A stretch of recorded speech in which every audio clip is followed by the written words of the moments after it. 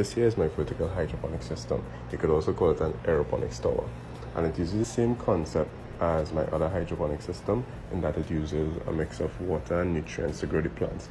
However, this is different because it's vertical, so it holds more plants in less space. This particular one here could hold up to 18 plants, and it also exposes the roots to air, and this is real good for plants because roots need air to grow. So I'm just going to walk you through the setup, right? So first you fill the water up, and then you mix the nutrients in, you secure the top of the system, and you make sure that the sprinkler is working, right? So here's the fun part now. You get your plants. So here I have some pak choy, I have some purple basil, some kale, and some normal basil, and of course I'm going to fit my mints in. So first you wash the roots of the plant out, and then you stick the plant into the plant hole and you secure that, right?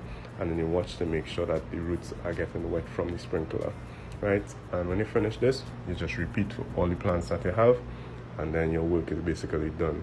You could come back every 2 weeks and top up the nutrients if you feel like, and other than that, you just watch and enjoy.